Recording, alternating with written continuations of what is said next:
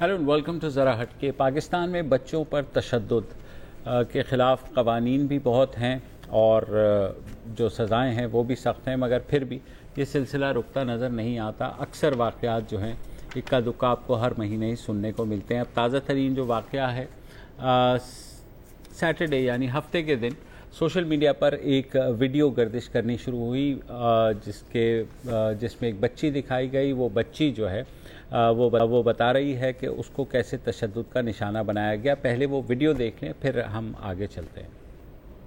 खाना नहीं देते या फिर ऐसे जो मुझे भूख लगती तो मैं चोरी कर लेती तो मुझे मारते हैं। और क्या कर कैसे हम कौन कौन मारता है?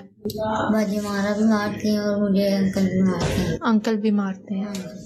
किधर किधर मारा है उन्होंने, दिखाओ। इधर मारे। ठीक है। आँख पे मारे। ठीक है। सर पे मारा है?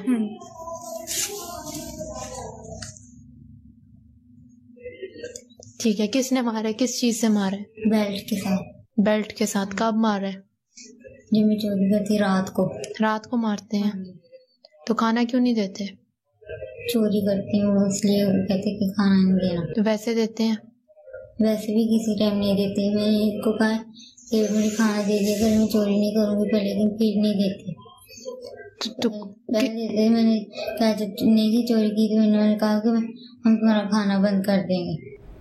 इस बच्ची का नाम किंजा शब्बीर है। इसकी उम्र 10 साल है अकॉर्डिंग टू दी FIR। ये फैसलाबाद के नवाही इलाके समंदरी की रिहायशी है। वहाँ से इसके वालिद साहब ने इसको एक कपल है जो मेजर अम्मारा और डॉक्टर मोहसिन रियाज, उनके घर रावलपिंडी के इलाके चकलाला में मुलाजमत के लिए भेजा और ये तकरीबन 1.5 साल से वहाँ मुलाजमत कर रही थी। और अब जो स्टोरी सामने आई है कि उसको तशद्दुद का निशाना बनाया जाता रहा। और जब ये वीडियो सामने आई उसके बाद सोशल मीडिया पर वो साहब आपको पता है हंगामा मच जाता है। तो ज़ाहिर है चाइल्ड प्रोटेक्शन ब्यूरो वाले भी जाग पड़े, पुलिस वाले भी जाग पड़े। खैर अच्छी बात है कि जाग पड़े, क्योंकि फिर वो गए। इस बच्ची को पहले ही सिक्योर कर लिया गया था एक घर में, करीबी घर में। वहाँ जाकर चाइल्ड प्रोटेक्शन ब्यूरो वाले से लेकर के आया, इसका मेडिकल करवाया बेनज़ीर भुट्टो हॉस्पिटल में। और वहाँ जो है ये पता लगा कि इसके सर में अभी भी इतनी गहरी चोट है कि 3 टाँके लगेंगे। अच्छा, इस बीच एक जो है मुफाहिमती किस्म का एक जो बयान हल्फी भी सामने आ गया इसके वालिद साहब का, जिनका नाम है शब्बीर। और उन्होंने ये मोहम्मद शब्बीर, जिन्होंने ये कहा कि जी ये बच्ची जो है ये गेट टापते हुए गिरी थी, इस पर तशद्दुद नहीं हुआ। तो इस पर CPO जो रावलपिंडी हैं उन्होंने नोटिस लिया और जब कार्रवाई की तो पता लगा जो एयरपोर्ट थाने के ASI साहब हैं उन्होंने ही ये सज्जाद हुसैन, उन्होंने ही ये पट्टी पढ़ाई कि भाई ये तुम बयान दे दो तो उसको सुलह सफाई करके और इसको वो कर ले। खैर बहरहाल उनको मुअत्तल किया गया। ये केस थाना एयरपोर्ट से कैंट थाने मुंतकिल हुआ और जो पुलिस ने फ़ौरन वालिद और बच्ची को फिर वो लेकर के आए समंदरी से। अब सूरत हाल ये है कि डॉक्टर मोहसिन रियाज कपल ज़ाहिर है गायब हो गया, उसके बाद पता नहीं चला। मेजर अम्मारा का ताल्लुक़ फ़ौज से है तो पुलिस ने फ़ौज को कहा कि जनाब आप जो कार्रवाई कर सकते हैं आप करें और हम जो है डॉक्टर साहब को देख लेते हैं, डॉक्टर मोहसिन रियाज को। अच्छा, वो भी गायब हो गए। कल पूरा दिन ढूंढिया मचती रही कि कहाँ हैं। तो आज सुबह 9 बजे वो डॉक्टर साहब खामोशी से आए डिस्ट्रिक्ट एंड सेशन जो जज के पास की अदालत में पिंडी, और सुबह उन्होंने बेल बिफोर अरेस्ट ली, सेक्शन 498 ऑफ CRPC, और वो निकल लिए। वो जो है अब प्री अरेस्ट बेल वैसे तो लिखा होता है कि जनाब इन स्पेशल एंड रेयर सर्कमस्टांसेस मिलती है, लेकिन बहरहाल वो मिल गई उनको बेल। और अब वो पुलिस को उन्हें तकरीबन 1 हफ्ते में वो 29 अक्टूबर जो 1 हफ्ते बाद वो उन्हें अपने आप को सरेंडर करना पड़ेगा अदालत के थ्रू, जहां पुलिस भी आएगी। केस रियाज कहाँ है ये पता नहीं। मेजर अम्मारा रियाज का अभी तक पता नहीं चल रहा। सुबह से मैंने भी ISPR वालों से कहा था कि अगर कोई ऐसी आपके पास इंफॉर्मेशन है तो प्लीज़ मुझसे शेयर कर ले। उन्होंने ये तो कहा था इंक्वायरी चल रही है। फिर पुलिस से बात हुई कि जनाब क्या है, तो पुलिस ने कहा कि हमें ये बताया गया है कि आज शायद इंक्वायरी ख़त्म हो जाएगी तो कल हम आपको बता देंगे कि ये whether they want to do something on their own, surrender करना चाहते या हैं, सरेंडर करना चाहते हैं। पुलिस को सर्विस फौजी अफसर का एक प्रोसीजर होता है, प्रोसीजर होता है, और अगर कोई मिसकंडक्ट का ट्रायल भी है तो मेरे ख्याल में फ़ौज के अंदर ही चलता है और उसके ऊपर। लेकिन एक दूसरी सूरत हाल ये भी है कि हो सकता है वो पुलिस के हवाले कर दे और अपनी बाकी कार्रवाई कर ले। बहरहाल इट्स वो तो कल पता लग ही जाएगा। अच्छा, इसकी जो खबर है हाँ हाँ, वो भी जो हमसाए हैं उनके, हाँ हाँ, कर्नल सज्जाद, बिल्कुल उन्होंने दी, उन्होंने सबसे पहले दी, उन्होंने ही पुलिस को बताया। वो दूसरी बात है कि एएसआई ने जो है तोड़ा करने की कोशिश की। अच्छा, कर्नल सज्जाद ने फिर मेरा ख्याल है कि लड़की के वालिद को भी जी बताया, अपने पास शायद लड़की को थोड़ा सा शेल्टर में भी रखा, बिल्कुल, और उनका बड़ा अहम रोल है इस वाक़े को सामने लाने में। लेकिन जाहिर है कि वायरल होने की वजह से ये सब, हाँ, क्योंकि कर्नल सज्जाद ने अपनी तरफ से तो गुड फेथ में एएसआई के हवाले किया, हाँ, और उन्होंने कहा कि जी ये ले जाएं और मुकदमा दर्ज कर लें। एएसआई जैसे गली से नुक्कड़ से निकला, उसने कहा कि जनाब मैं आपको बताता हूँ कि करना क्या है, तो फिर वो एफिडेविट सामने आया।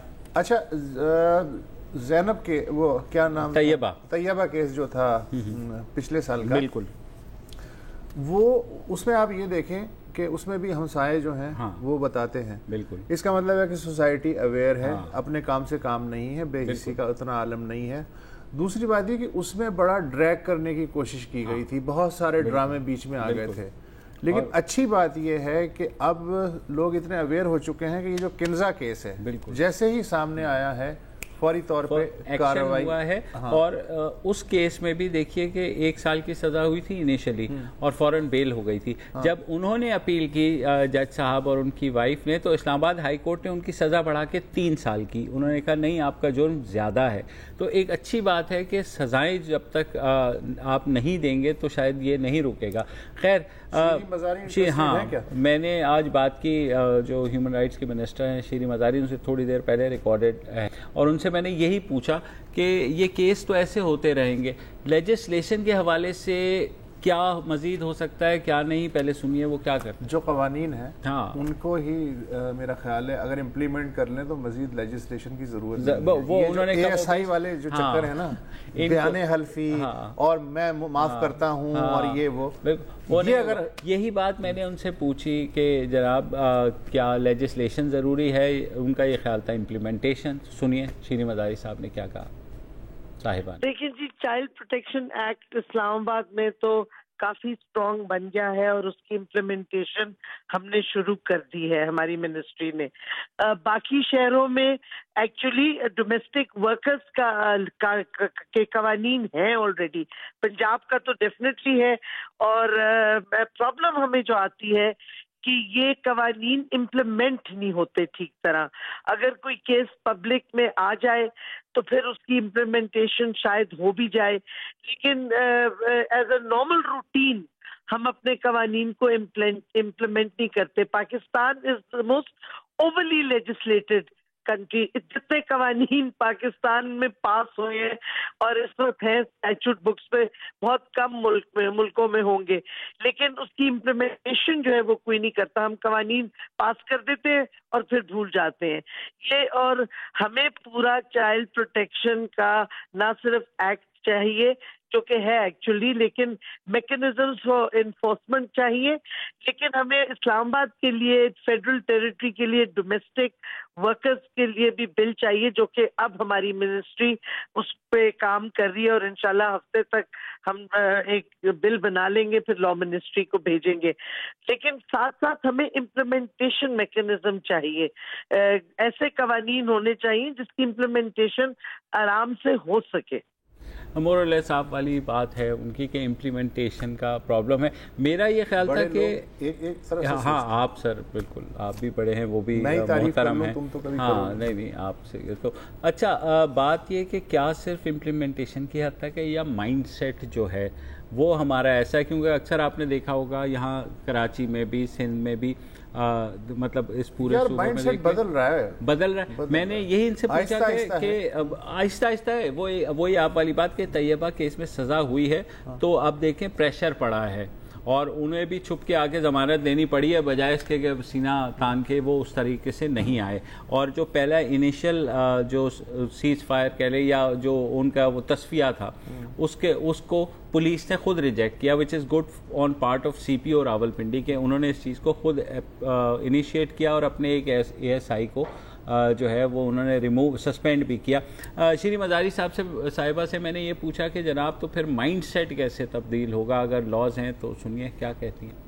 बिल्कुल करना चाहिए, ये बड़ा डायलेमा है क्योंकि ये माँ बाप बच्चों को, लड़कों को भी काम नौकरियों पे लगा देते हैं क्योंकि उनको जाहिर है इनकम चाहिए। ये अब किस तरह रिजॉल्व होगा, कुछ तो अब हमारा जो एक हेल्थ फॉर ऑल का है, लेकिन अब एजुकेशन इनको कॉन्स्टिट्यूशन कहता है कि इनको 16 साल तक एजुकेशन नेसेसरी है, लेकिन 16 साल तक कौन किस तरह अपने बच्चों को पढ़ाए जब उनके पास खाने के पैसे ना हो।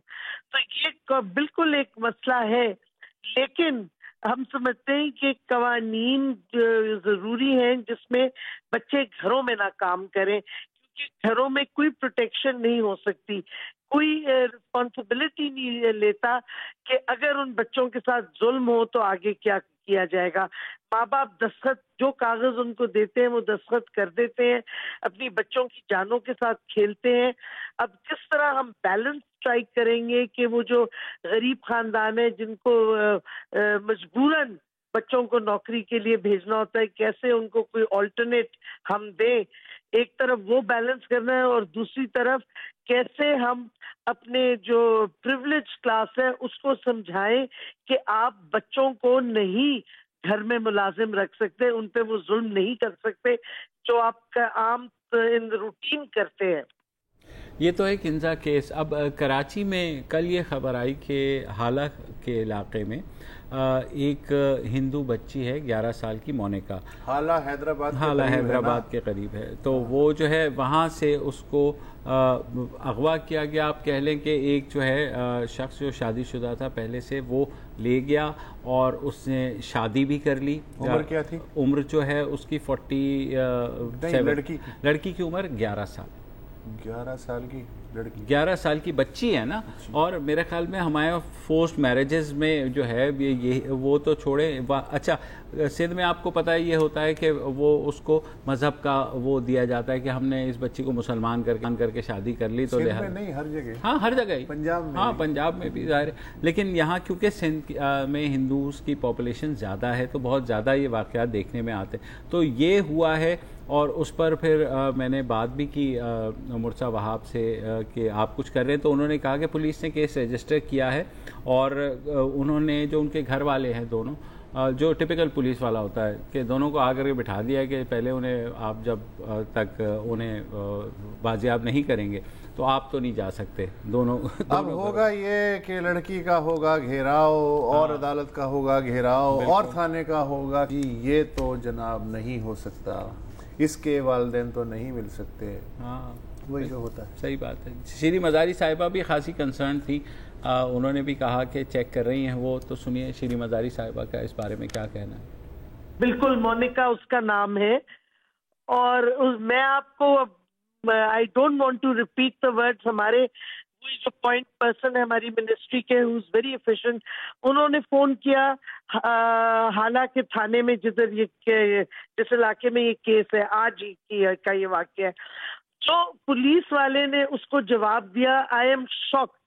और मैं अब यही होप कर सकती हूँ कि वो जो वहाब साहब हैं, जो मेरे ख्याल में गालबन सिंध के लॉ मिनिस्टर हैं, वो कुछ करें, क्योंकि पुलिस का जो रवैया था और जो इल्जामात वो 11 साल की बच्ची पे लगा रहे थे, आई वाज शॉक्ड जब मुझे ये उनका जवाब मालूम हुआ। और ये वाकया तो एक हाईलाइट हो गया है। आपको पता है सिंध में ऐसे बहुत से वाकयात हो रहे हैं हिंदू बच्चियों के साथ खास तौर पे, और अगर वहाँ पुलिस जिन्होंने इनको प्रोटेक्शन देनी है वो इस गलत किस्म के इल्जाम छोटी बच्चियों पे लगा रहे हैं टू जस्टिफाई किडनैपिंग, तो फिर क्या होगा इस मुल्क का। और आई एम होपिंग कि वहाब साहब इस पे स्ट्रिक्ट एक्शन लें।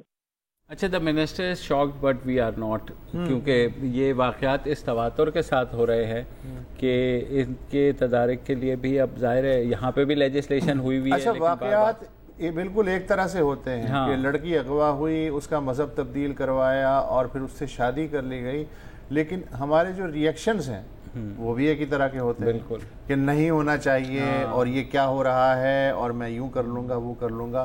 तो वाक़यात करने वाले भी अपनी जगह पे उसी पैटर्न पे हैं और रिएक्ट करने वाले भी।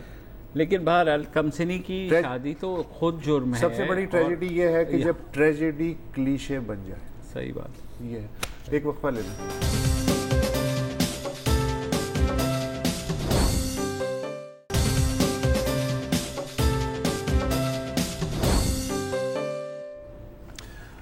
Welcome back. हाल में जो बच्ची मोनिका अगवा हुई और इसके बारे में हम पिछले सेगमेंट में बात कर चुके हैं, उसके बारे में ताज़ा डेवलपमेंट बताई है सिंध के मुशीर क़ानून मुर्तज़ा वहाब ने कि पुलिस ने उसे शायद बाजियाब कर लिया है। एक और ख़बर है, अफसोसनाक ख़बर है।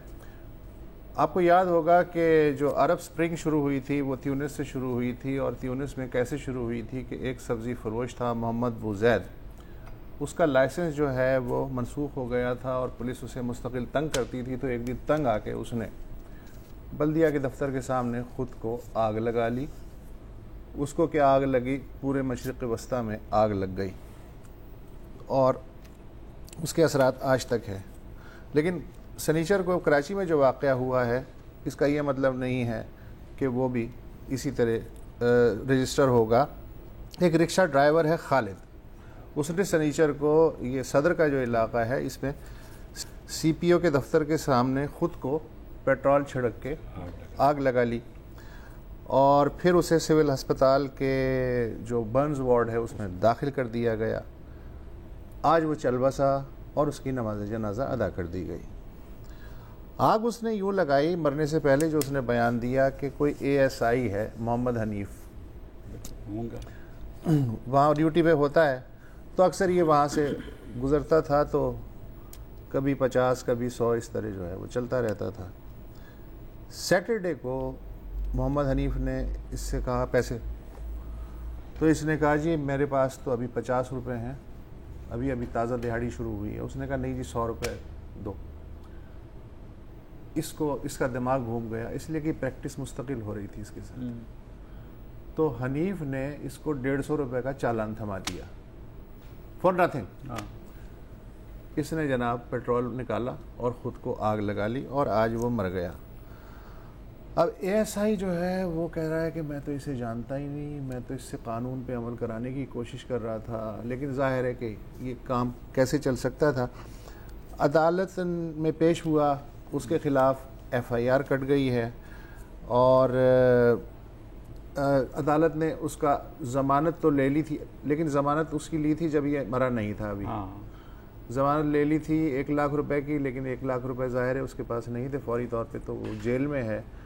तो अब क्या होगा इसका ज़्यादा से ज़्यादा? मैं बताऊं, इसमें जो ख़बर है उसमें ये लिखा है उसकी नमाज जनाजा में सियासी रहनुमाओं समेत इलाका मकीनों ने बड़ी तादाद में शिरकत की। तो बेसिकली ख़बर ये है कि जनाब वो मरने के बाद जो है ज़ाहिर है हर कोई पहुंच गया। कल मैंने देखा जो वज़ीर ट्रांसपोर्ट थे वो भी पहुंच गए अस्पताल और उन्होंने कहा कि बिल्कुल मैं ये देख लूँगा चीज़ों को और ये कर लूँगा। जी, DIG ट्रैफिक भी चले गए। आज जो है नमाज जनाजा में खुर्रम शेर ज़मान भी आ गए जो PTI के रहनुमा हैं, नून लीग के रहनुमा राना एहसान समेत सब लोग आ गए और पीपल्स पार्टी वाले भी आ गए कि जनाब बड़ा अफसोस हुआ। लेकिन ये जो होता रहता है इस तरह के वाक़यात, अगेन उसके तदारुक किसी ने नहीं करना। रिक्शा ड्राइवर है, क्या होता है रिक्शा ड्राइवर? यही ज़िंदगी है, ज़मीन के कीड़े हैं ये लोग। सही बात, मतलब ठीक है मर गया, अफसोस। ज़्यादा आप दुआ कर सकते हैं कि अल्लाह ताला जन्नतुल फिरदौस में जगह दे। हम ये दुआ नहीं कर सकते कि अल्लाह ताला ये जो निज़ाम है इसको भी ठीक है, कहीं ना कहीं किसी दर्जे पे डाले। आप ये देखें कि वो तो चला गया, लेकिन उसके बीवी बच्चे, अब वो क्या होगा उनका सारे का सारा। इन बातों का भी कोई फ़ायदा नहीं है जो तुम कर रहे हो ना, कोई नहीं फ़ायदा। ब्रेक लेना।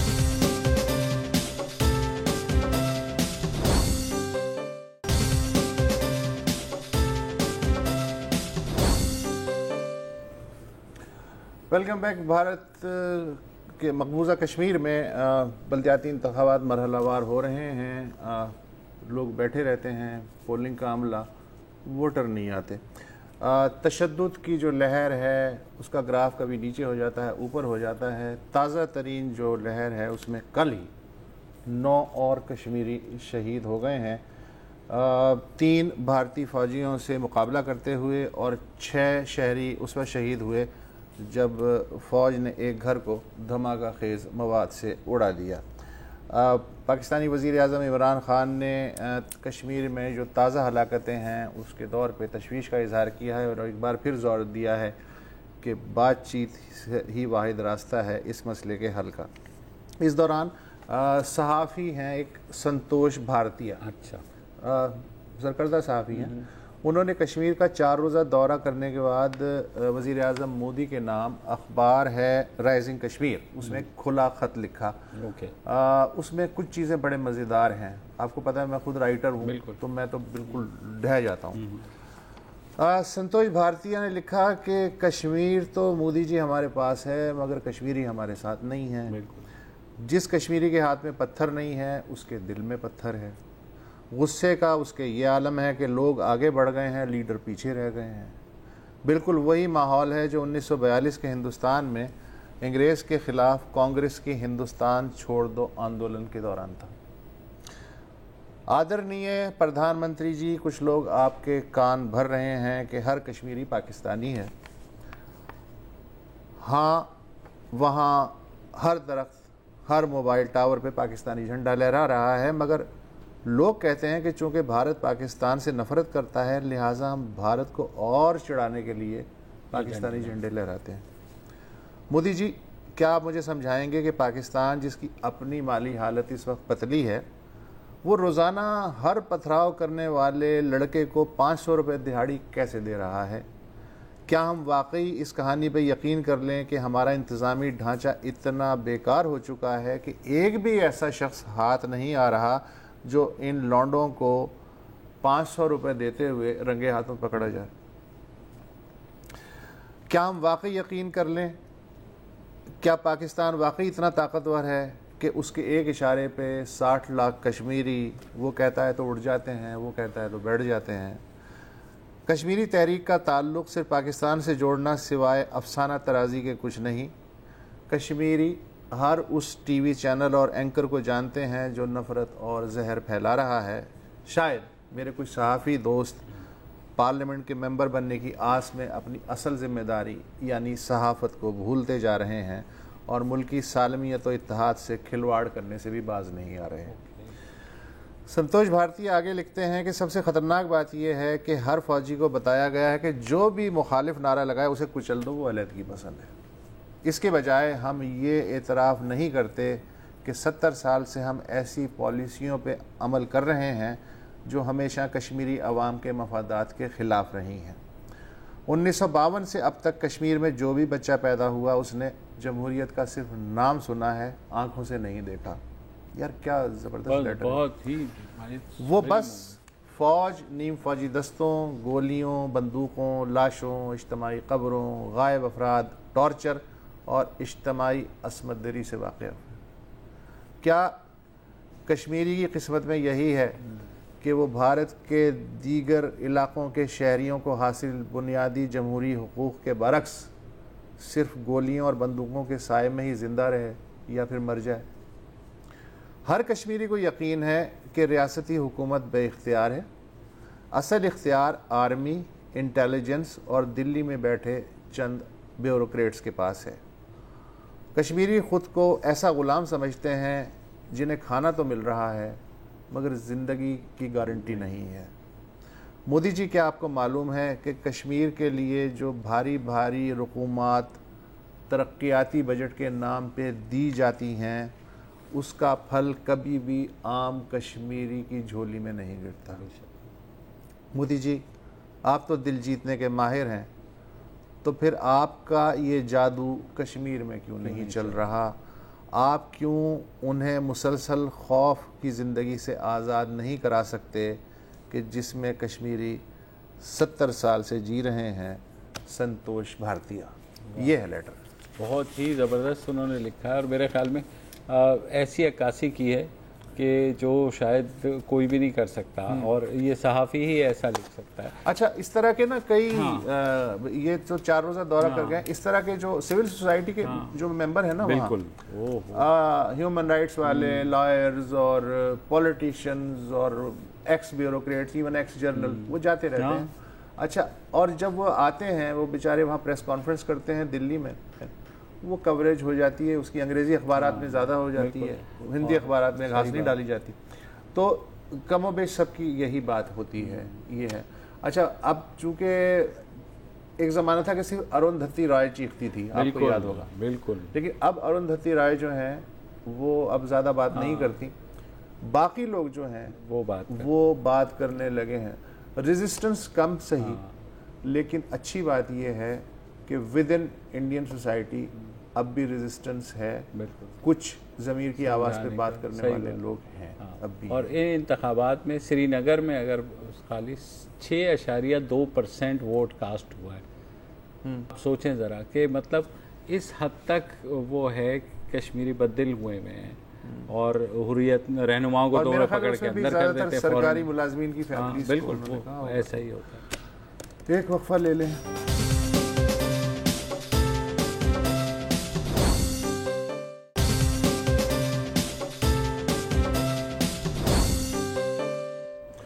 Welcome back. और अब बात मकतूल सऊदी सहाफ़ी जमाल खशोगी की, कि जिनका मामला पुरस्रार से ज़्यादा ब्लैक कॉमेडी में तब्दील होता दिखाई दे रहा है।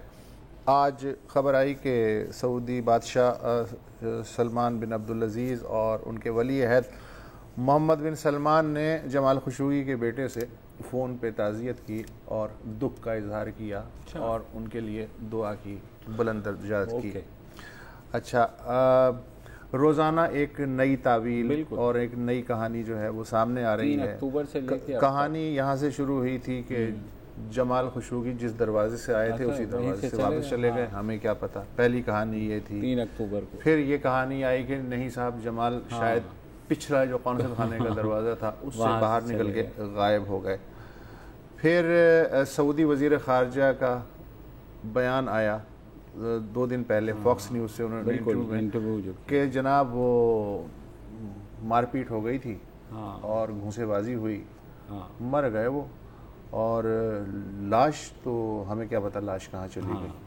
अच्छा, कहा कि वो लाश जो हमने लोकल, तो मुझे वो एक राजा जी का वाक़या याद आ गया कि राजा जी जो हैं एक कत्ल के इल्ज़ाम में अंदर हो गए, पकड़े गए।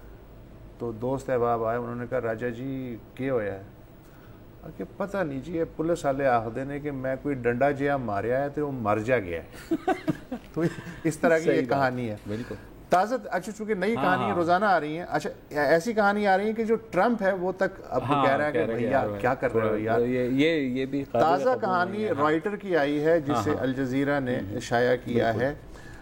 इस कहानी के मुताबिक एक सऊदी सिक्योरिटी अफसर है, उसने नाम बताने की शर्त पे जाहिर है कि वो राइटर वालों को बताया कि दरअसल जमाल की मौत जो है वो गला घुटने से हुई, चोक होल्ड, बिल्कुल घूंसेबाजी से नहीं। चोक होल्ड है कि पीछे किसी ने गर्दन पे दबाया। तुर्क कहते हैं कि जमाल की लाश के टुकड़े टुकड़े कर दिए गए, मगर राइटर से गुफ्तगू करने वाले सऊदी सोर्स के मुताबिक लाश को कालीन में लपेट के एक मकामी तुर्क कारिंदा था उसके हवाले कर दिया गया। इस जरिए के मुताबिक सऊदी हुकूमत चाहती थी कि किसी तौर जमाल को वतन वापसी पे आमादा किया जाए ताकि वो बैरूनी दुश्मनों के हाथों इस्तेमाल न हो। ये जैसे हमारे पुलिस वाले भी ऐसे ही आमादा करते हैं।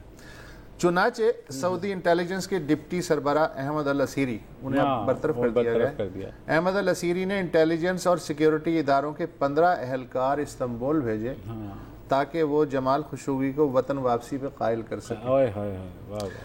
इन्हें वाज़ेह अहकामात थे कि ये सारा काम पुरअमन अंदाज में अंजाम देना है, गुस्से में नहीं पीछे बांध के बात करें। मंसूबा ये था कि जमाल को इस्तांबुल से बाहर कुछ अरसे के लिए एक सेफ हाउस में रखा जाए, लेकिन अगर वो फिर भी बज़िद रहें कि मुझे सऊदी अरब नहीं जाना, पंजाब नहीं जाऊंगी, तो फिर उन्हें छोड़ दिया जाए। नहीं करें। अच्छा, ये सऊदी सोर्स बता रहा है राइटर को। मगर मामला शुरू में ही गड़बड़ हो गया जब 15 रुकनी मज़ाकराती टीम जज्बाती हो गई। बिल्कुल।